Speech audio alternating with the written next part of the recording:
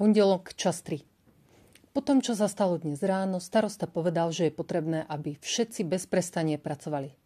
Neustála hrozba útoku mobov nám nenechávala veľa priestoru nudiť sa, alebo si dať zmrzlinu, čo samozrejme s kamarátmi robíme takmer každé pondelkové popoludnie. Ide z toho strach. Herobrine, ty si dovolil zavrať všetok môj čas. To sa mi ale vôbec nepáči. Škola, škola, škola, práca, práca, práca. Zmení sa to jedného dňa na zábava, zábava, zábava? Možno by som sa mal na veci pozerať z tých lepších uhlov, ako sa hovorí. Pierre je príliš unavený na to, aby sa so mnou zaoberal. A keď už je reč o Pierrovi, stál som vo fronte s Rezňom, Emerald a Maxom. Čakali sme na úlohy, ktoré dostaneme. Pierrov tým bol kúsok za nami. Počul som, ako hovorí. Ak nás napadnú endermeni, žiadny problém. Len im pošleme minusa. To je pojazdná fontána, ako stále plače. Žiadny enderman sa k nemu nebude chcieť ani priblížiť. Niekoľko deciek sa zasmialo. Ale počkajte, to najhoršie ešte len príde.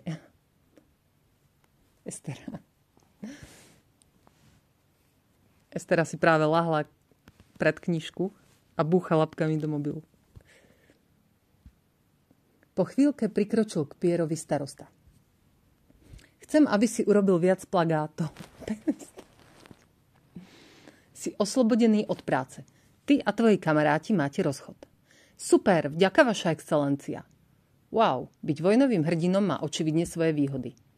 Pierre do mňa ešte strčil, keď okolo mňa prechádzal. Páčko núby. Páčko núb blb, povedal. Hľaď miesto mňa pekne pracovať.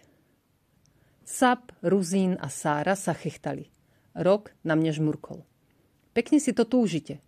Potom požiadal starosta Emerald a Alize, aby sa k nemu dostavili. Povedal im, že budú vyrábať plagáty. Koniec koncov Alize je skutočná hrdinka, pretože prežila všetky Herobrineove nástrahy. A čo naši priatelia? Spýtala sa Emerald a ukázala prstom na zvyšok týmu minus. Alize sa na mňa pozrela. Môžu ísť s nami? Spýtala sa. Obávam sa, že nie, povedal starosta. Je to len pre dievčatá. Chcem ukázať všetkým ostatným v dedine, že tiež môžu byť silné. Emerald a Alize kývli hlavou smerom k nám, aby sa s nami rozlúčili. Je nám to ľúto, chalani, povedala Emerald. Aspoň sme to skúsili. Alize vyzerala veľmi smutne. Prídem vám pomôcť, len čo to bude možné. Tak šialene som žiarlil, najmä keď som sa dozvedel, aké úlohy Brio a Pierce pripravili pre nás. Vyzerali strašne. Najprv to boli drviči. To je úloha niekoho, kto musí znova a znova pripravovať hubovú polievku. Naša dedina má ohromnú úrodu húb. Nie sú veľmi užitočné a zdá len na jedlo. Starosta nám prikázal, že musíme zjesť čo najviac hubovej polievky, aby sme mohli ostatným jedlom šetriť na horšie časy. Táto logika mi úplne uniká. Ale spomente si, dedinčania bývajú predsa často dosť zvláštni, nie? Než k nám prišiel Steve, tak nám ani nenapadlo, že by sme mali postaviť hradby. No nie je to smutné?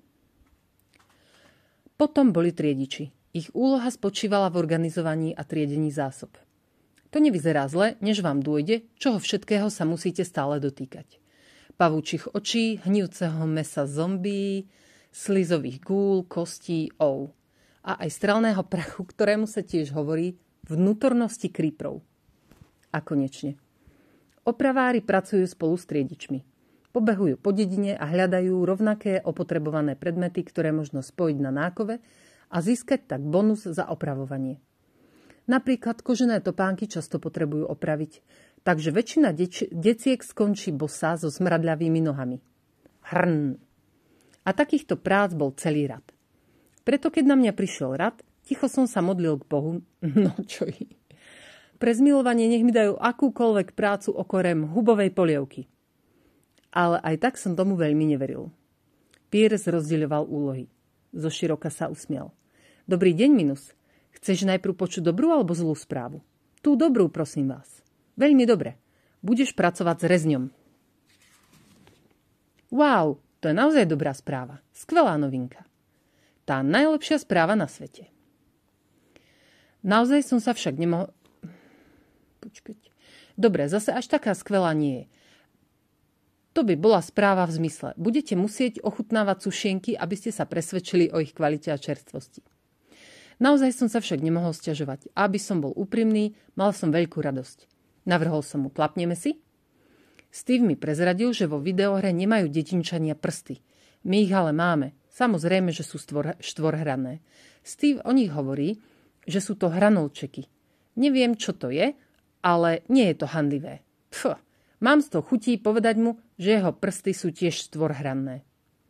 S obavami som sa pozrel na Piersa. A tá zlá správa? Nech to nie je polievka, nech to nie je polievka, nech to nie je polievka, zmilovanie, zmilovanie, zmilovanie. Tvár učiteľa boja sa roztiahla do širokého úsmevu. O 3 hodiny vaše ruky dokonale pochopia definíciu slova bolesť.